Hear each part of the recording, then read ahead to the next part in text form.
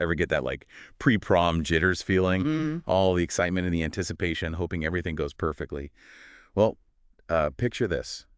A young woman, all ready for her prom night, just vanishes. No trace. Just a ton of unanswered questions. This is the story of Katherine Schoberg, just 17 years old, from Wisconsin, disappeared back in '74. And get this, her case still has investigators stumped today. We're diving deep today into how she disappeared, looking at the evidence and, all those theories that have popped up over the years. It's one of those stories that just grabs you, doesn't it? A night that starts with all these hopes and dreams and turns into, well, a nightmare. And even after all these years, people haven't given up on finding answers. It makes you want to go back, examine every little detail from that night and see how it all unfolded. And we're doing just that, right? Looking at that firsthand accounts, police reports, the whole 9 yards. We've got some new insights from the detective who's still on the case, Detective Doe Briner. He hasn't given up on finding out what happened to Kathy. So let's rewind back to '74. Seems like a normal night, but it ends up changing everything for Kathy's family and friends. It all starts with prom night at Kathy's high school. Pretty standard. She went with her boyfriend, Tim. But even from the get-go, there were some, signs of tension between them. Tim was running behind, picking her up, tuxedo problems, and then, wouldn't you know it, they ended up arguing at the dance. Oh, I bet that was frustrating for Kathy. Yeah. You're all dressed up, ready for a special night, and already there's drama with your date. Yeah, and it looks like the drama didn't stop there. Most of what we know comes from what Tim told the police, so keep that in mind as we piece together the timeline. Okay, so after the dance, Kathy, Tim, and two of their friends decide to head to this post-prom party. They arrive at the Concord House, which was like this rural event hall, a little after midnight. The Concord House itself is, well, it's kind of a big deal in this story. Pretty isolated spot, surrounded by marshes and fields not too far from Interstate 94. That isolation, plus the tough terrain, made searching for Kathy later on, well, a lot harder. Added to the mystery, you could say. It's like something that's straight out of a movie, right? Yes. Remote location, party in full swing, and poof, someone disappears. Exactly. And at this party, it sounds like Kathy and Tim's argument, well, it escalated, according to Tim at least. They argued again, and he admitted to slapping Kathy. Okay, hold on. A physical altercation. Yeah. That changes things. It's a serious situation. No doubt. This admission from Tim became a big focus for the investigators. They were trying to figure out exactly what happened that night and what the relationship between Kathy and Tim was really like. So understandably, Kathy was upset and ran off into the night. A chaperone actually saw Tim trying to go after her. And then another witness, a woman named Gail, said she saw Kathy jumping a fence outside the Concord house. And after that, nothing. No one else saw her, just gone. Try to picture it. A young woman, scared, running in the dark, in a place you probably didn't know well. It's chilling to think about, isn't it? It really is. That feeling of vulnerability, the not knowing what happened, it's unsettling. And it's that kind of scenario that's fueled so many theories about what happened to Kathy. Lack of clear information, questions without answers. It creates this void, and that void gets filled with fear, speculation, you name it. Right. And to add to the confusion early on, there was a report the next morning from a bar owner nearby.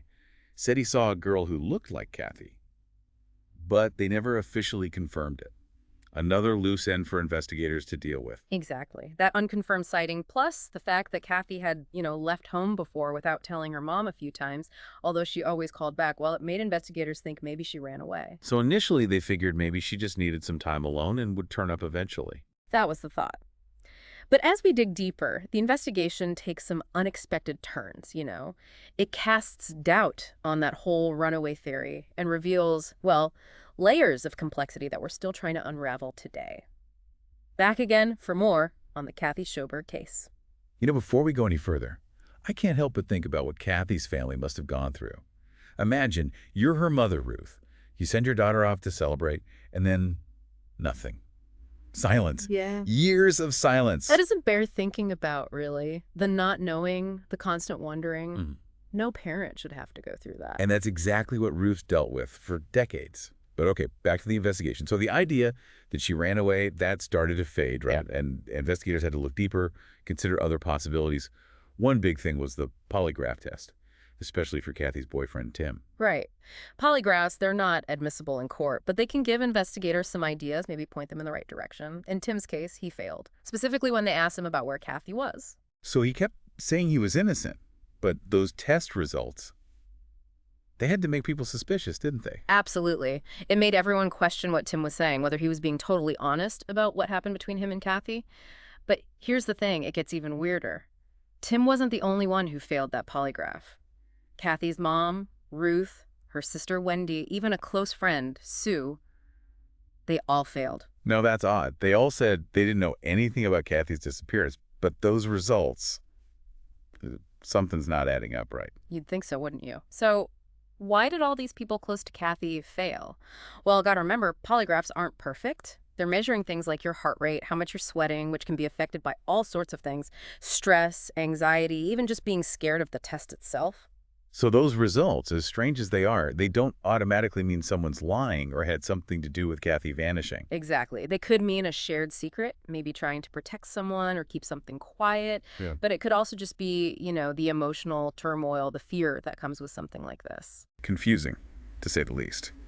And as weeks turned into months, no real leads turned up, just deep in the mystery. It seemed like the investigation just hit a wall. They searched and searched, interviewed so many people, chased every lead, but nothing. No physical evidence, no one who saw anything for sure, no signs of a struggle, just silence. I can't imagine how frustrating and heartbreaking that must have been, Mm. especially for Kathy's family. They're left with nothing but questions, no answers, no closure. Exactly. And then, if things weren't bad enough, 6 years after Kathy disappeared, another tragedy, and it happened at the Concord house, the same place where Kathy was last seen. Oh no, what happened? 1980, a young couple, Timothy Hack and Kelly Drew, they vanish after a wedding at the Concord house. The community was in shock. It felt like Kathy's case all over again. It wasn't just one missing person anymore. It felt like a pattern, a nightmare playing out again. 2 disappearances, same place, years apart. It must have made everyone think twice about the Concord house. Did investigators think the cases were connected? They had to consider it. Same location, even though it was years later. It couldn't be just a coincidence, could it? Made them wonder, was there someone dangerous about the Concord house itself, someone targeting people? It's a scary thought. And for Kathy's family, still dealing with her disappearance, this new tragedy must have been devastating. Of course. It brought back all the pain, all the unanswered questions, and as they investigated Timothy and Kelly's case, it led to a major breakthrough that would change everything for Kathy's case, too. Really? What was it? Months after they vanished, Timothy and Kelly's bodies were found. It was ruled a homicide, it confirmed everyone's fears, and the search for the killer intensified. Years passed. Then in 2009, DNA technology, it had advanced, and they were able to link a man named Edward Edwards to their murders. He'd been a handyman at the Concord house. So they finally got the person responsible for Timothy and Kelly. But how does that tie back to Kathy's case? Well, Edward Edwards working at the Concord house during both disappearances. That got investigators' attention right away. Was he the connection, the key to figuring out what happened to Kathy? It seems logical, doesn't it? But if Edwards killed Timothy and Kelly, wouldn't that make him the main suspect in Kathy's case, too? You'd think so, right? But here's the catch. Edwards said he had an alibi for the night Kathy disappeared. Took himself right off the suspect list. Wait, what? He's convicted for killing Timothy and Kelly, but had an alibi for when Kathy vanished. That's hard to swallow. I know, right? And to make things worse, the details of his alibi, they're a complete mystery. Even Detective Briner, who's on Kathy's case now, he couldn't find anything about it in the files. That's so frustrating. It's like a missing piece of a puzzle. We're just left guessing, wondering if Edwards was telling the truth or if he was hiding something. And then there's Edwards' past. He wasn't just some handyman. He had a long criminal history. Prison escapes, armed robberies, the whole works. Later on, he tried to say he'd changed, even wrote a book about his crimes. But for investigators, his past raised a lot of red flags. Almost like he was living a double life, trying to seem like a reformed criminal, but maybe underneath still capable of terrible things. You got it. And when he died in prison in 2011, well, any secrets he had about Kathy, they died with him. It felt like a dead end. More questions than answers. That's just heartbreaking for Kathy's family. They were so close to maybe getting some answers. To go from hope to disappointment like that, it's hard to imagine. It was a cruel twist of fate. They were left knowing that the man who might have held the answers was gone, taking those secrets to the grave. So what happens now? With Edwards gone, are there any other leads, any theories that investigators are still looking into? Kathy's case, it's still open. That's something, at least. But after all this time, no physical evidence, Edwards gone, witnesses' memories fading. Can they really do anything to solve this? It's tough, no doubt. But Detective Briner, He's not giving up. He's looking at the evidence again, seeing if there's something that was missed before. And he's asked the public, anyone with information, even if they think it doesn't matter, to come forward. After all these years, some people might be hesitant to talk to the police. They might think it's too late or their information doesn't mean anything. What would you say to them? You just never know. What you remember, even a little thing, could be the missing piece. A memory, a conversation, something that didn't seem important at the time. It could give investigators a new lead. It shows how sometimes solving these old cases, it takes everyone working together, the community sharing their memories, what they know. So everyone's listening who knew Kathy or was in Jefferson County back in '74, think back. Did you see anything unusual? Hear any rumors? Anything at all that might be connected to Kathy disappearing? Even if you're not sure, call Detective Briner. He wants to find justice for Kathy, bring closure to her family. We'll give out his number at the end of the episode. As we continue looking into Kathy's case, we're going to talk about the impact this has had on her family and the community, what it's like to live with unanswered questions, but also the hope that keeps the search for truth alive. It's hard to imagine, isn't it, living with that kind of weight on your shoulders, not knowing what happened. It's like a wound that never heals, right? All the uncertainty, the questions, they become part of you, change your whole life. And for Kathy's mom, Ruth, finding answers, well, it became everything to her. She never gave up hope, always believed she'd find out what happened to Kathy. It's incredible, really, how strong she was, how much she loved Kathy. For years, she followed every single lead, every rumor, desperate for anything that might lead her to her daughter. You think about all the sleepless nights, the wondering, the what-ifs. It's amazing she was able to keep going, keep searching, even with all the setbacks. The official investigation might have hit dead ends, but Ruth never stopped searching for her daughter, did she? She kept Kathy's story alive, made sure people didn't forget. She did. But after a while, all that uncertainty, it takes a toll. In '95, Ruth made a really tough decision. She held a memorial service for Kathy. It must have been heartbreaking to accept that, even without knowing for sure, she had to let go, find some peace. It was a way to honor Kathy, acknowledge the loss, and maybe start to heal. So as we wrap up our deep dive into Kathy's disappearance, we're left with so many unanswered questions. A young woman's life cut short, a family forever changed, a community haunted by what they don't know. And those questions remain. Was Edward Edwards really not involved?